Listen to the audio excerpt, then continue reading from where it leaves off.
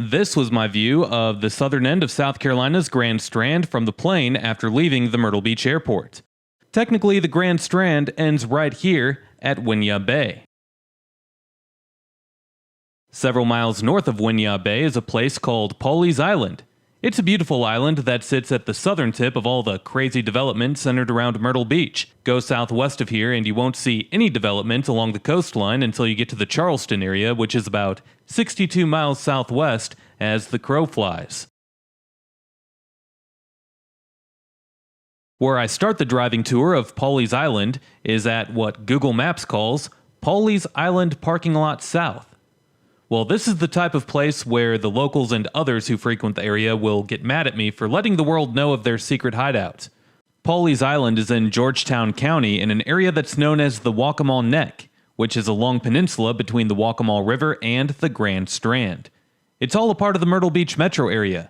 You wouldn't know it though when driving through, as it's a much different feel than the larger city to the north. Pawleys Island is about a 40-minute drive southwest from downtown Myrtle Beach, or about 25 miles. So basically, if all of this is too boring for you and you want to be able to order a spiked Mountain Dew at the bar and you want to get your white trash freak on, then Myrtle Beach isn't too far away.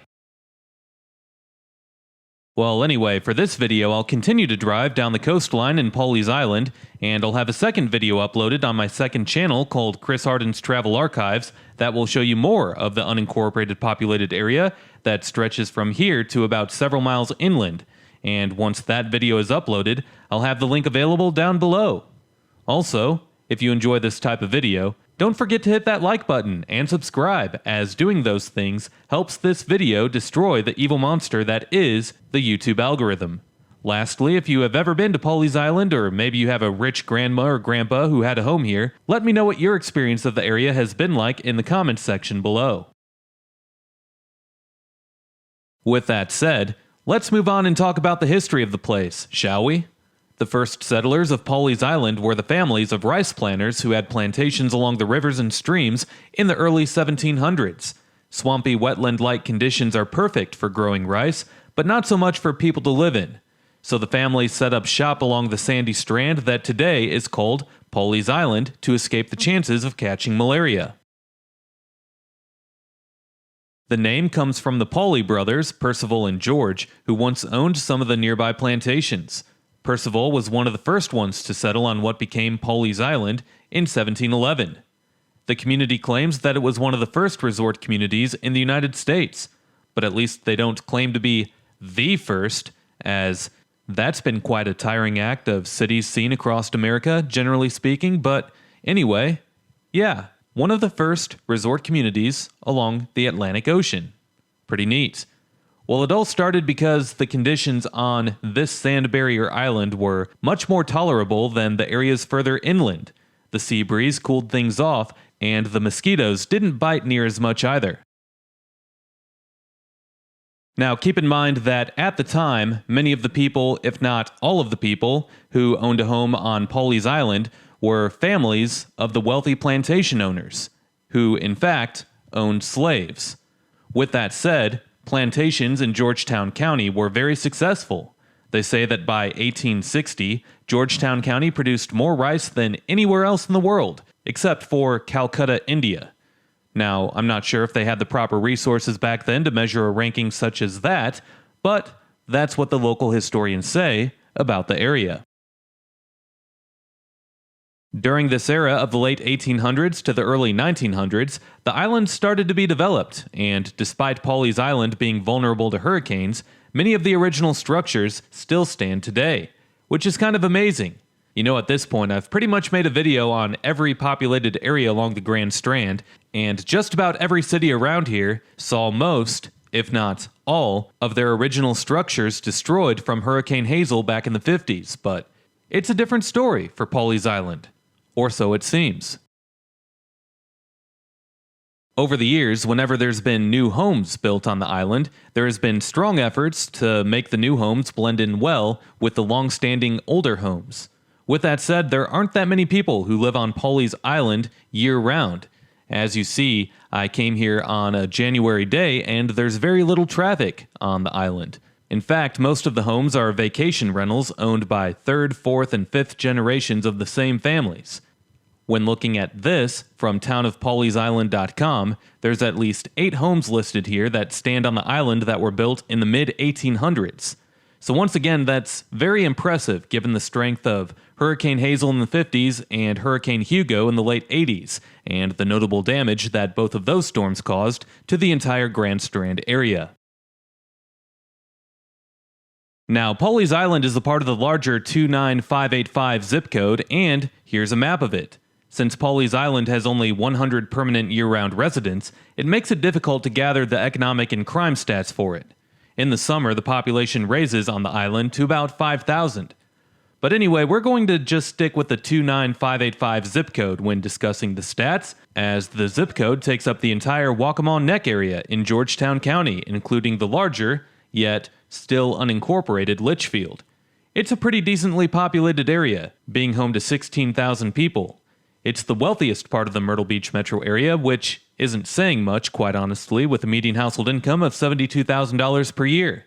As many as 51% of adults 25 and older hold a bachelor's degree or higher, and the median value of owner-occupied housing units is $341,000, while the poverty rate is 11%.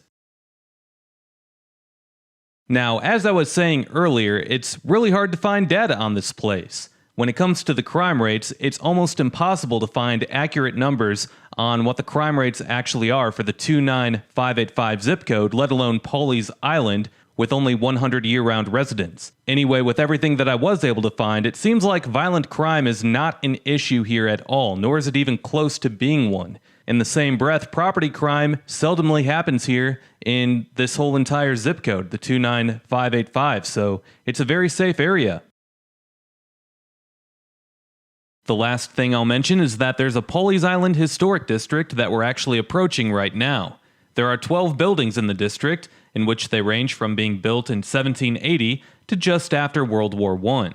The district was listed on the National Register of Historic Places in 1972.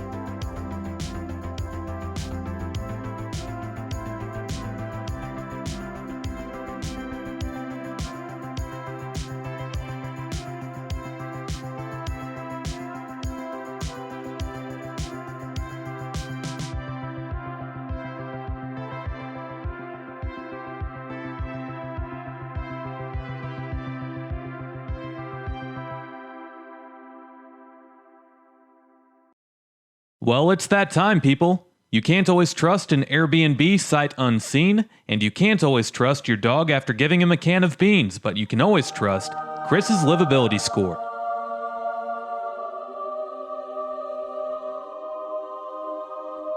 We're going to base things off of the 29585 zip code instead of just Pawleys Island.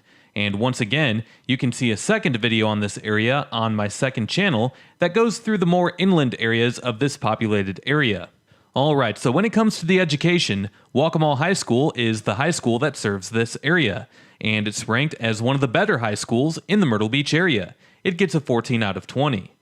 Crime is pretty much non-existent here, it gets a 20 out of 20. Well, next up is downtown, which there is none, despite the historic district on the beach, so that gets a 0 out of 20. The economy is not a strong suit of the Myrtle Beach area, let alone much of South Carolina. However, there is a decent amount of wealth in the area surrounding Pawleys Island and throughout the 29585 zip code, especially for Myrtle Beach's standards. It gets a 12 out of 20. Recreational opportunities are plenty in the area with the long stretch of beautiful sand beaches and wetlands on the other side where you can kayak in peacefully calm water and not deal with the choppiness of the ocean. Fishing is great here too, so if you love water, plenty of options here. It gets a 15 out of 20. The history of Pawleys Island goes back a long way, and the fact that there are several buildings here that date as far back as 1780 is quite impressive given how many hurricanes hit this area. It certainly gives Pawleys Island a unique identity over the other coastal towns along the Grand Strand.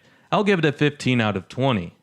Amenities are lacking in not only Pawleys Island, but also in the zip code. However, that's what the locals like about it, as it keeps more people like me away. There's enough shopping along US 17 a mile or so inland to not make you have to drive too far away for your daily needs, but if you're wanting anything extra, you'll have to drive quite a ways to get to most things of note in the Myrtle Beach area. Young people might get bored here fast, as outside of the beach and golf courses, there aren't too many places to hang out, so amenities gets a 10 out of 20. Last up is cost of living, and this is by far and away the most expensive place to live in the Myrtle Beach area. Keep in mind that I'm not only considering Pawleys Island for this, but also the inland areas of the 25985 zip code. Even the neighborhoods away from the coast in this area are expensive for Myrtle Beach area standards. Cost of living gets an 8 out of 20. Add it all up, and the final Chris livability score for the 29585 zip code area is 94 out of 160, putting it right in the middle of all of the places that I've given this score to so far, and putting it in 4th place on my list for places in South Carolina, in which all of the cities that I've done this for in South Carolina are all in the Myrtle Beach area. Final thoughts here, as personally, I felt like Pawleys Island was the most beautiful part of the Grand Strand by far and away. I'm a sucker for sand dunes, however, and it was really nice to see that along the far southern end of the island. I also thought that a lot of the area inland from here that you'll see in my next video on the place was pretty nice, and once again, the link for that video will be down below once it's uploaded. Even though Pawleys Island was listed in 4th place on my cities for this area on my livability score, I still think that I like Pawleys Island more than any other place in the Myrtle Beach area. That's saying a lot too, because I'm not someone that always enjoys driving a long way to get to important places, but that would be a reality of living in this area, and it seems to be the place's biggest drawback. Well, with that said, I do end the video here. And do me a favor, as if you enjoyed this video, make sure to drop a like, comment, and subscribe if you haven't already, as doing all of those things helps these videos destroy the evil monster that is the YouTube algorithm. Also make sure to hit that notification bell and select yes, so that you can be notified every time that I upload a new video. If you enjoyed this video, then you might enjoy checking out some of the featured playlists on this channel. Videos with amazing insights on other places like what you saw here can be found in my South Carolina playlist, my Tourist Towns playlist, or in my Atlantic Ocean Cities and Towns playlist. Last but not least, if you can't get enough of me on here, you can always go follow me on my other social media accounts, and those links are below. We'll see you next time. Peace.